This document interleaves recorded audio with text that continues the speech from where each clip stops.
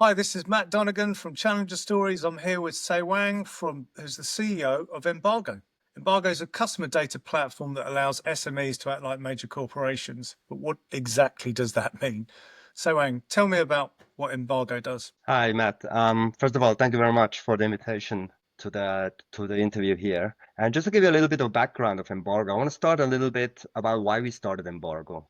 And I think what we looked at is, especially today, since COVID, is that major corporations in hospitality business, such as McDonald's and Starbucks, etc., they invest hundreds of millions into IT, loyalty, and CRM, customer data systems. So what we have is that they represent usually 25% of the market and the rest are SMEs. So 75% of the market usually cannot build it as the big ones do. So what we offer is basically a customer data platform that is linked to the Embargo app as well as the Embargo CRM software. And what it does is basically it acts like a loyalty wallet where the users can order, can collect stamps, can do delivery pickup, like Deliveroo and Uber Eats, and they get rewarded by often ordering from the same brands or their favorite brands. And all this data goes into the CRM platform, which is our kind of heart of the business.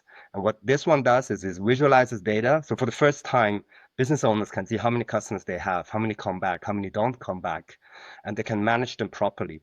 But more importantly, it's actionable data. So they can actually get in touch with them through different channels that we offer them through our CRM software. And they can manage, actually, they can upsell, they can do personalized offers, they can do gift cards, stamp cards, but it gives them a way to actually manage the customer base, which means usually they will be able to manage their revenue and their business significantly better if they can manage the customer base. So that's really in a nutshell what Yeah. we're doing. Yeah.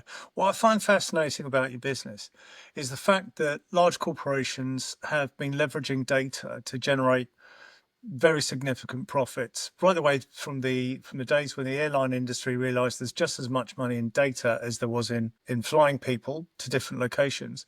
The loyalty cards that the likes of Tesco have done in the UK, and obviously there's others in the US, and the fact that Amazon really, it's a retailer, but really it's a data business. And what you're doing is you're putting that power back in the hands of SMEs. Is that a fair assessment of what's happening there? Yes, absolutely. As mentioned correctly by you, airlines and hotels have done that for a very long time. And there's a lot of other consumer-facing businesses, even retail like H&M or Zara, they have those databases about their customer base. And that's important not only to have data, but actually use data to make the offering they have for their customers better. So actually, you're absolutely correct. The SMEs are left behind and they try to catch up, but it's very hard to replicate what the big ones do with hundreds of millions every year Yeah. on this scale if you're an SME business. So for us, it's like we want to make sure that they can also catch up in terms of technology and loyalty, CRMs, and data to the big ones. So that's absolutely correct what you said. So if we take a step back in terms of the development of your business, so how long has Embargo been going now? So we launched our app in the second half of 2018. We launched our CRM software in the second half of 2019. That's when we started to monetize our business actually. But then, as we all know, COVID hit in 2020 and everything changed. Yeah. And now, how many locations are you in? So at the moment, we are over 2,000, close to 2,500 locations. So Wow. we're launching 70, 80 locations every month with a relatively small sales team of 5 people across 2 countries. And what we do is really, we started with like single platforms, mom and dads, years ago. And then now we're getting the bigger and bigger groups onto the platform who are actually using the whole suite. So they don't only come for kind of the loyalty part, they add delivery, pickup, they add the tipping features as well. And they have usually the full access to the CRM so they can make use of the data as good as possible. So I guess because Challenger Stories is about from taking business from startup to become market leader, you're in quite a different position. Yeah, yeah, you were a startup, you're reaching scale up stage. Being a market leader in this space, you're coming across some of the largest corporations in the world in terms of the service you provide, but not in terms of the audience.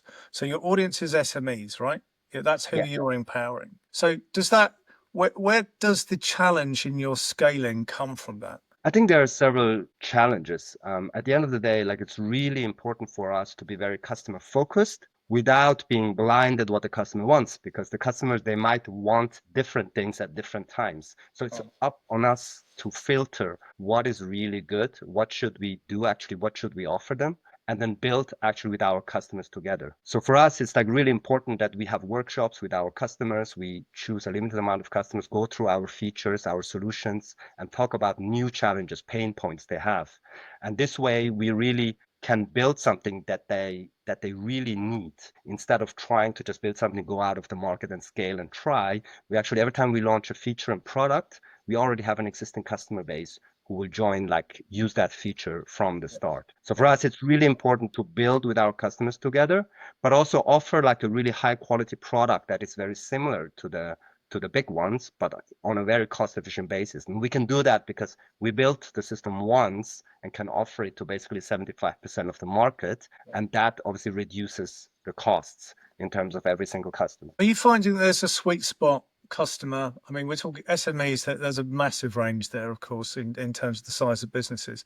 Are you finding a particular business profile that is starting to lean into the product? I think for us, our focus was always businesses or hospitality businesses that have a regular customer base. So if we wouldn't talk to high-end restaurants, for example, where if you're lucky, go once a year or twice a year and spend a lot of money. So for us, it's really venues such as coffee shops, lunch places, bakeries, and all the other ones where people go actually regularly or several times a month. So from a size perspective, we started, as mentioned, with single venues. Now we are hitting that 30, 40, 50 location per customer mark, and we're already in discussion. And for example, we launched a very big group just recently, Oakberry, which is a franchise, has I think 600 or 700 locations globally, and they were really convinced about what we're doing instead of them building it themselves. And we started in one market, which is in the Netherlands, and now we are slowly rolling out into the other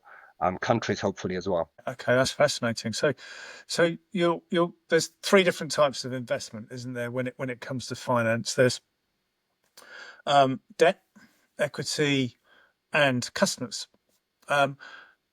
What's the blend at the moment? Is it are you getting external investment? Have you got institutional funds coming in? Is it mainly customers? Is it a healthy mix between the two? Tell me about that. So at the moment, we are still at the stage where we are taking external investments, and we are doing currently a funding round because we have been building a lot last year and testing with customers, and a lot is going really well. So we're at that stage where we can really scale with what we have at the moment. And I think at the moment we are just doing a funding round there is an institutional investor, a VC that is the lead investor, and we are adding money as well from private investors or family offices. And we had really good experience from a private investment perspective. So we had, for example, the global chief risk officer of Revolut on our investor board, several in Europe who have built really good platforms in terms of fintech or in hospitality that are on our investor board that can really help us every time we need advice, bounce off ideas, as well as need some introduction. So we're always open to get really smart money in that can help to accelerate the growth of our business. So at the moment, we are doing a funding round. So it's open at the moment, yes, but it's going really well. It's interesting what talent you've got on your board, because often that when with startups there's a high degree of naivety, but if you've got those guys sitting on your board already, that validates the offering considerably, doesn't it? Is that what you're finding? Absolutely. I think funding or external, if someone trusts you with your money, it's not only you that believes in the concept, especially when you start, it's also other people thinking there is something in it that works and that solves a real life problem. And obviously during that journey, when you add more and more customers as well who are believing in your product, and you get more and more investors on board, especially high profile investors who believe in what you're doing and seeing actually the problem that you're solving, which is quite a big problem. It's at the end of the day, it's really about like customer data, how to use customer data and how to sell better to your customer base and have, at the end of the day, happier customers who come back more regularly. So it's really, I think for us, really a good sign, kind of a stamp of approval to get good investors on board who believe in what you're doing and also seeing the path you are going. Yeah. And what type of investors are you looking to attract? Is it the larger players in the marketplace? Have you got one eye on PE in the future? What does that look like? I think we will see how it goes in the future. So at the moment, it's really institutional investors, family offices, and private investors. And to be Uh-huh. fair, our business model, given that we don't do any advertisement and marketing, for example, on the Embargo app, although we have over 400,000 transactions a month, we don't do any advertisement. So it's really B2B2C. So our cost base is not increasing together with scale and growth that we have. So Yeah, our path to profitability is relatively clear in terms of where we will be in the next few years and when we will hit profitability based on the amount of funding that we will get in. yeah, But yeah, so it's like really about like getting those like kind of investors in, be it institutional, family office, private investors. We love to talk to different, like a variety of investors, yeah. especially if they can help us in different areas that we are active in. Yeah. Okay. And in terms of, so you mentioned something about the size of the businesses, and you've given an indication there. You said about the type of investor that you're kind of looking for with the business. What about the business growth? What are you aiming for the next 5 years? There is obviously two ways to grow in our case. One is adding new revenues, and one is increasing existing revenue of our existing customer base. So it's really about our strategy is like very similar, although not comparable to Revolut with the multi-product strategy. They launched with the FX exchange for holidays, and they added more and more products that is part of the same ecosystem and solves kind of similar problems for the same customer. Yeah. So we started with a very simple loyalty program, and then we added delivery pickup, then we added tipping, etc. So for us, the path is really that we do, after this funding round that we're doing right now, that we scale significantly. And our target is really to grow very, very fast. And without for us, it's really looking at growing smart. It's very easy to just hire people and then grow like quicker, but really having that solution and automations in place and self-serve platforms that makes it easier to scale quicker. Yeah. So for us, it's really hitting that mark, go into profitability as well, if need to be, or see the opportunity to grow globally significantly faster if we get another funding round in the future. But really for us, it's really building that business. It's really the excitement about building that business that we're really solving something for our customer base. Yeah. And is the model a SaaS model, a eat as much as you like model? How are you doing that? So currently we have a model where we charge a subscription price, and that's per location, not per customer. On top of that, that's for our basic CRM access. There's different subscriptions, anywhere between £30 and £100 per month per location. Now we have delivery and pickup as well. That is based on a commission. We offer literally the same what Uber Eats does, but 3 times cheaper because we don't do any user acquisition on the app side. So we don't need to cover these costs. So we can make it really cost efficient for our customer base. And then we charge for any other features, either subscription or commission, but mainly higher subscriptions so they can add features and the subscription will increase on a monthly basis. So we are working on a lot of different features, and it's like a very interesting time, especially this year as well, Yeah. to go into that product development, which is exciting. So, one of the questions I've got around that, because you're doing a lot of different things, and it's a really big question with tech businesses. Um, how do you keep focus? Because you're talking to customers, you do regular breakdowns with customers about what they actually want, but you're toying with new products, you're looking at different business models, and you're also looking at different locations and growth. How do you focus? It's tough because as you mentioned, we are quite a small team for what we're actually doing and for how many customers we have. We have totally around 17, 18 people who literally do everything from sales, account management, operations, IT, etc. So I think the focus is really about, for us, how I focus personally. It's all about kind of structuring the work you have to do and also prioritizing your kind of targets and what you want to achieve in terms of the time period that you have ahead of you. So it's really all about, at the end of the day, in a startup, it's all about execution and adaptability. So without being, like really going into one direction without looking left and right, really focusing on what you're doing, but also being able to get feedback, to test your products with the customers, and also incorporate those feedbacks if it makes sense for the larger customer base. But the focus is really about what I like personally a lot is also like really kind of writing down things, structuring things, and also do something if If doing something, doing it properly. So really about, like if it's a product that we launched, etc.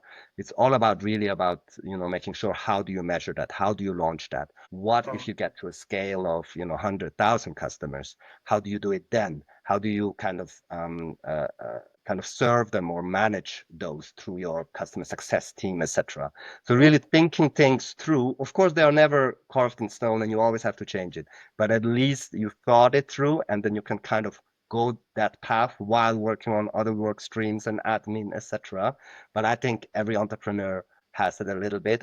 You are wearing so many different hats, being an accountant one day, creating invoices the other day, putting an Excel sheet together of data the other day, working on a new product development the next day. So it's really about managing as good as possible and focusing on the right things. Yeah.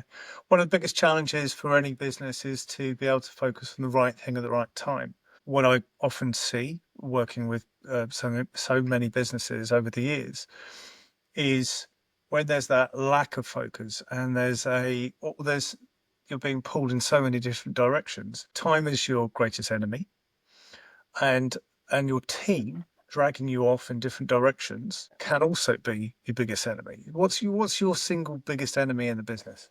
I think for us within the team, it's all about how it is structured from whoever is kind of leading a team together with the team, making sure that everything works. I think for us in general as a business, it's really about a bit of education of customers as well. So we're coming with something that has been done for a long time, but it's not as obvious. Everyone kind of likes it, customer data, what to do, but really understanding how do you capture customer? What do you do with data? I mean, what is data worth if you cannot action it to actually impact something in your business? So you just have this is like collecting, a million email addresses through your Wi-Fi system and then adding them to your newsletter at the end of the week. So it should be more than that. It should be really like the bigger one too as well, impact your business, impact your strategy, impact your revenue model, impact your offering, impact your pricing, etc. So it's really about also education, getting the focus on it as well. It's a bit, it's a bit. They are very busy usually, those entrepreneurs. They're also entrepreneurs. Even if they have sometimes 30, 40, 50 locations, it's a few people who are managing that. So the heads are, as myself, everywhere. So getting the focus, educating them on this, but I have to say, since COVID, obviously everything turbo boosted in terms of customer data and using customer data because the environment got significantly more challenging for those without the business. Also with the cost of living crisis, increase of costs, etc. So that has obviously helped a lot for like then we get more and more reverse inquiries on a daily basis. Nice, nice. Well, look, you're scaling the business, 2,500 locations. You've got funding coming in, you've got revenue coming in. You can see where the scale's coming from. We talked about some of the challenges. What's been your biggest learning over the last few years? The biggest learning, I have to say, it's adaptability. So acting, obviously, adaptability based on, for me, always based on numbers and data and make sure to make the right decision that is underlined by stats and numbers. But it's really adaptability and moving sometimes faster than you want to, making decisions faster than you had. So, but I think it's also like part of the journey, learning that when to do what decisions fast and when to take a bit longer, when to go this route. So it's really about managing the business and the ecosystem that we have built in a sense that is always a little bit focused on what we are trying to achieve in the future or over the next few years. Really interesting. Really interesting. It's great to speak to a tech business that's doing it because there's lots of tech businesses out there, great ideas, or you think they're great ideas, poor execution, or maybe it just wasn't a great idea in the first place. What I find really interesting is what you're doing is essentially democratizing that data because it's been locked up with the big boys for years. And Amazon is a data business. That's kind of what it is. The airlines they make more money out of the data that they sold than they did in selling flights. That's what a lot of people don't appreciate is the value that's in that data. So I find it absolutely fascinating what you're up to. Really, really, really interesting. Really interesting. So It's really the best for us also. Like, I mean, you're absolutely right, but the best is always for us customer feedback. So we just recently had one customer, they have a few locations or maybe 10 or 20 locations, and they said, oh, we managed to bring X% of our customers back who haven't been back for a long time. So it's really about seeing the kind of results that the solution brings to your customer base and getting that feedback. Obviously, it's very motivating, but also it's amazing to actually adjust even better to what we're solving and talk to them regularly. yeah. These days, hospitality is, well, it's always been a tough industry, but it's particularly tough now. If you have multiple units in the hospitality industry, this seems like an indispensable tool. Is that right? Yeah, absolutely. I mean, if you mean with multiple units, kind of Yeah. solutions that help you in terms of back and front, absolutely. It's fully integrated. Even your supply is integrated with another platform that is connected to other suppliers, especially the back end has been developed really well. That starts with the payment and POS software, the till, as well as connecting to the kitchen, connecting to the suppliers, etc. For us, it's really like the other side, the customer side. How many customers? How do you manage your customer base? And I think there is work to do, and there is a lot of startups doing amazing work in this space. And Yeah. hopefully, we are also solving like kind of that challenge that they have on the front side, because that's the revenue generating part. It's always great to make operational flows more efficient and save money there. But what if you could actually increase the whole pot instead of, making it more cost efficient on the other side? Yeah, yeah. Okay. So look, I'm going to ask you a couple of last questions. I always like it that any of our guests come on here and they recommend something that's educated them, that's sort of shone a light in a dark room, as it were. Are there any books, any podcasts, any videos, any films, anything that you can share that particularly inspired you or taught you something really valuable for your business? I think for my business, there's several podcasts that I'm listening to, and that's usually, I think one of them that just from the top of my head is really the Bloomberg stories about, WeWork, etc., how they really, really go into detail and show how companies built and done. So for me, really, when I listen to podcasts, so usually I don't listen that much to business podcasts. I do though, but it's other interests I have about life as well, about life, about the universe, etc. But in terms of business side, I really like to hear stories, especially where kind of companies or founders have had a tough time or failed or came again. It was a third business or went through a very difficult time, or there were a lot of challenges around the business model as well as around the market or customer base. That helps a lot in terms of just getting insights into how people think, how people solve problems. Yeah. And this way also there is a few, obviously people I admire in the sense of that I think they're doing amazing, amazing work, what they're doing. One of them is like Daniel Ek from Spotify or the Collison brothers from Stripe. It's really about like how you can build something lean, high growth. You went through difficult times and made it, but then at the end, like resilience and persistence made it actually happen because you believed in it and there was a market for that. So that's really the kind of direction usually I'm going. Yeah. There's three major contributory factors to developing any business, and particularly in tech, and that is focus, consistency, and time. And if you remain, you're focused on what you're doing at the moment, you're being consistent in your approach, and time will provide you with that runway to get you to where you need to be and where the business deserves to be, because clearly it's a great offering. Powering, democratizing that data, locking it for SMEs is very noble, very, very noble. But Tsewang, it's been an absolute pleasure to speak to you today. I really wish you luck. Well, you don't need luck. It's flying at the moment. So I'm really keen to see what happens with how the business grows.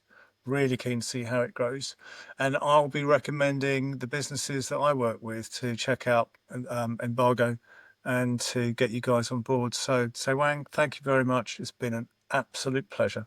Thank you very much. It's been a pleasure to be on this podcast. Thank you. Thanks, Paul. Thanks. Bye Thank bye. you. Bye.